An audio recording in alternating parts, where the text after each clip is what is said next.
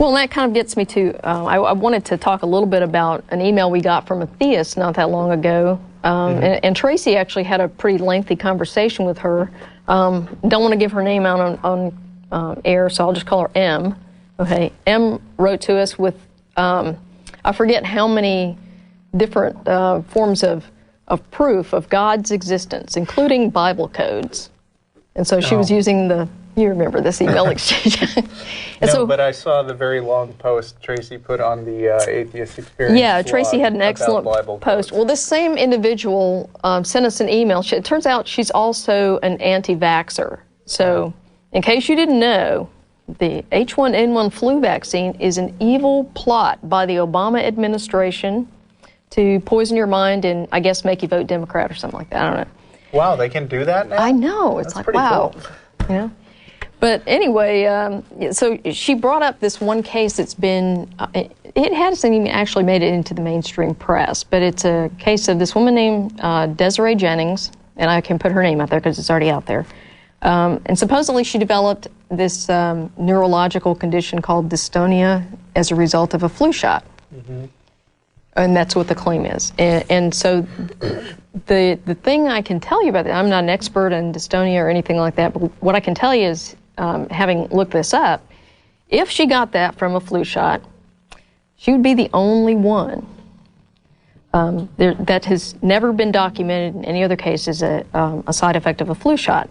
But it gets really interesting when you look at the timeline of this case, because they're pinning this on the flu shot, and by implication the H1N1 vaccine, which of course is not available yet except for certain high-risk individuals. But here's the timeline. She received a flu shot on August 23rd.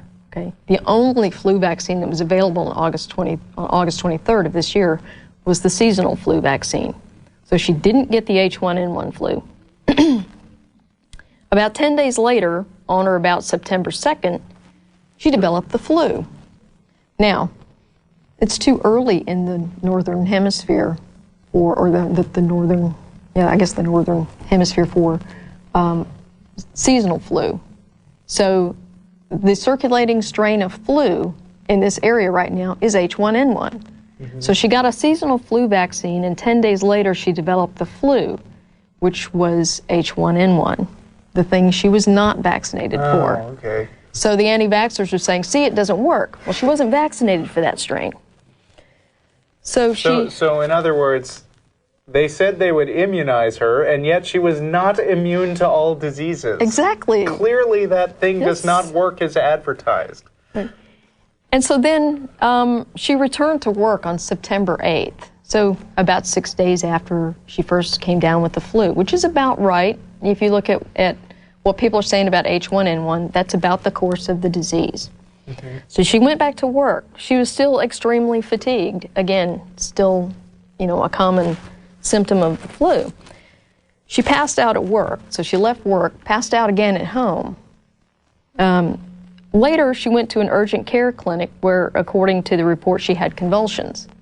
Okay, convulsions also could be another word for seizure. Okay, and then she was transferred to a hospital where she spent 3 days. Okay. So the timeline here is that she got the flu shot. 10 days later, she comes down with the flu. 6 days later, she goes back to work. Then she apparently gets much worse, which is the warning sign that they tell you about H1N1. If you seem to get better and then you suddenly get much worse, go to a hospital because you might be having some additional problems. So she, she's developed this condition, this neurological condition at some point in there, and it's not clear exactly when these symptoms manifested. But in any case, if you look up this condition, dystonia, one of the risk factors for it is a seizure disorder, which, hers could have been caused by the flu. But the flu is also known to cause neurological side effects. That's pretty well documented. So the big deal is that it was not the flu shot that was the likely cause of any of the problems that she's having now. The more likely cause is that it was, in fact, the flu. And if she had been vaccinated for H1N1, she probably would not have I see. Suffered Is she these all right? consequences. I mean, what's her prognosis now? Is she likely to recover?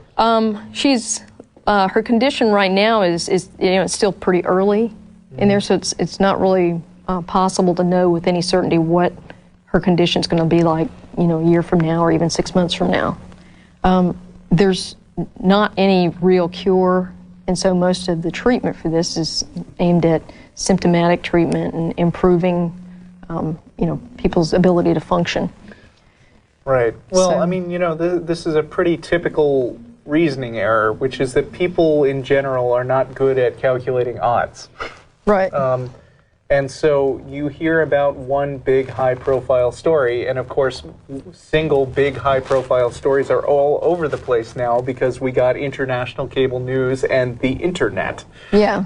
And so anything that happens that's even slightly interesting is going to become instant national news. And then, people, because our brains sort of developed to calculate the odds in small communities, are going to be like, wow, I've been hearing all these stories that have been collected by Bill Maher or whatever. Yeah.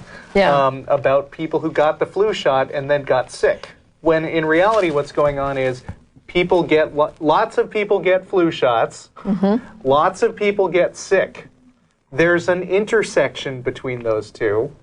And the intersection may actually be smaller than the people who are getting sick without the flu shot, but then you notice them more. And that's data mining fallacies. Yeah. But, I mean, the best available evidence we have for H1N1 right now, which is, from CDC, is that it's going to be highly effective against H1N1, and that's because the antigen match is really, really good for H1N1 versus seasonal flu where, it's a best guess at what strains will be circulating during the flu season.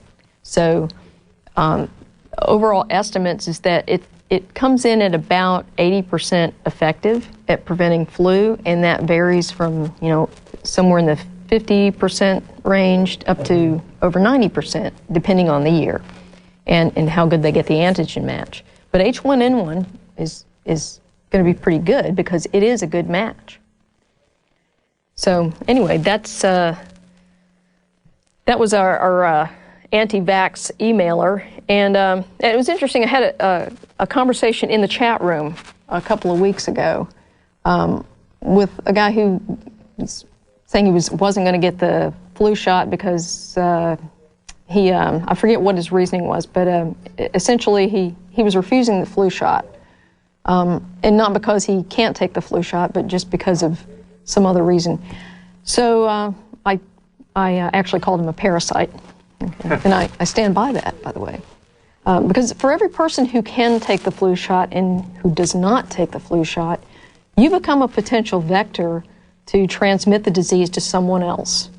And you may transmit the disease to someone who, for medical reasons, cannot take the flu shot. And if that person gets sick and dies, then you are indirectly responsible for causing the death of another human being, simply because you refused to take a very safe and effective vaccine. Right. And someone else in the chat room said, well, what do you think should happen to people who don't take the flu shot? And I'm not really sure where that was going, but I can guess that it was that, somehow the government should intervene and force them. And, that would be a huge can of worms there. Yeah, it's like, okay, first of all, it's my opinion that this guy is a parasite, okay? Yeah. And what makes anybody think I need the government to validate my opinion of the guy that he's a parasite? Oh, and a moron. Right. What we need is more public consciousness raising, like calling these people morons. Yes. So that they realize that they're being morons. So yes. So what should happen to you if you don't take the flu shot and you don't have a medical reason for avoiding it? You should be called out as a parasite and a moron. Yeah. So, and that's my opinion. All for it. And I agree with that opinion. Okay. I sometimes go over to the Rapture Ready forums because if you want to see some really crazy stuff, go to Rapture Ready Right. And take a look at what they're saying. And a lot of them have decided that this flu shot, because the government bought the stocks of the H1N1 and they're distributing it, that it's because it might contain a microchip, and that would be the mark of the beast. Wow. So wait a minute. And they typed this on their computer. Yes. Okay. So I can't figure that one out. never mind that you can't spray a microchip up your nose without noticing. They're not that micro. Wow. All of my pets are chipped. Okay, the chip is about the size of a grain of rice, so you couldn't not notice this thing, and you can't get it through that little tiny needle even in the regular flu shot. So. Right.